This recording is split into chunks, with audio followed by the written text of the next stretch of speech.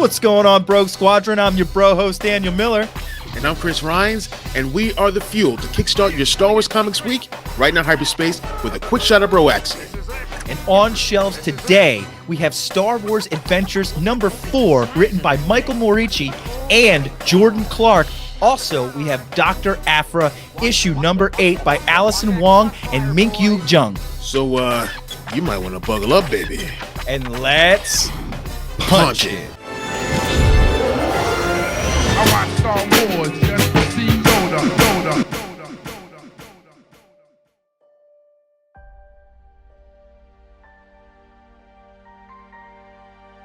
Life Day Part 2. We are on the planet Kashyyyk. Qui-gon Jinn and Padawan Kenobi were celebrating Life Day with the Wookiees until some party-crashing Trandoshans came and ruined all of the fun. Qui-gon and a few other Wookiees managed to get themselves trapped by the Trandoshans, and after trying to use the Mind Touch on Korgan, the lead Trandoshan, Qui-Gon realized he was really going to have to rely on his Padawan because the Trandoshan leader wasn't even phased. Padawan Obi-Wan Kenobi and the Wookiee Brennan managed to escape the attack, but weren't going to let Qui-Gon and the Wookiees remain in the hands of the Trandoshans. So Obi-Wan comes up with a brilliant plan and turns himself in. What? I would love to tell you the rest of this story, but I would be doing you a disservice. Michael Morici makes you want to hang on to every page, so please don't sleep on this comic. Our second short story, titled Credits by Jordan Clark, is a great story about Beckett pulling one of the biggest cons you could ever think of to impress the woman he loves. And let me tell you, she is not easy to impress. He even needed the help of Rio to get this job done.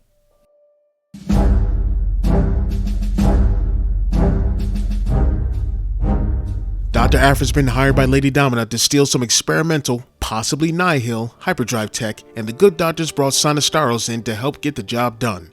Too bad General Fakora of the Unbroken clan wants it as well. In Dr. Aphra number 8, The Engine Job, Part 3, Old Wounds. Aphra and Sana are at a bar on Dolhar Hyde looking for leads on a Celestin named Remy. The bartender tells them how he was babbling to the whole bar about some junk he got from an old ship in the jungles close by. As the two scale this enormous tree, we learn that the Nihil had ravaged the planet, but from the looks of things, the planet struck back, as the trees and the rest of the fauna have swallowed the ships up. Aphra mentions how the Nihil performed impossible feats with lightspeed and how that could have been their undoing on this particular planet. Just then, Aphra's rappel snaps and she falls into one of the Nihil ships embedded in the tree.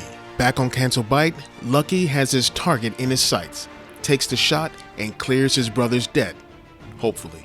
After strolling through the city, singing a song, he runs into his old, friend, Ariel Yu of the Sixth Kin. After a short reunion, they have a meeting with the Sixth Kin leader, Wen Delphus. Why? Well... We cut back to Aphra and Sana as they try to get the old Nihil ship's computer working. Things seem to be going well, but this is a Dr. Aphra story, so expect an abrupt, violent interruption. I can't go any further than that, Brogue Squadron. Make sure you pick up this issue at your local comic shop to find out what happens next.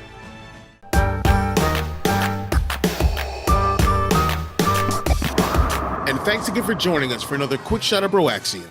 And if you want more out of your Star Wars comic books, we have the perfect 1-2-3 punch formula for your Star Wars comic book consumption.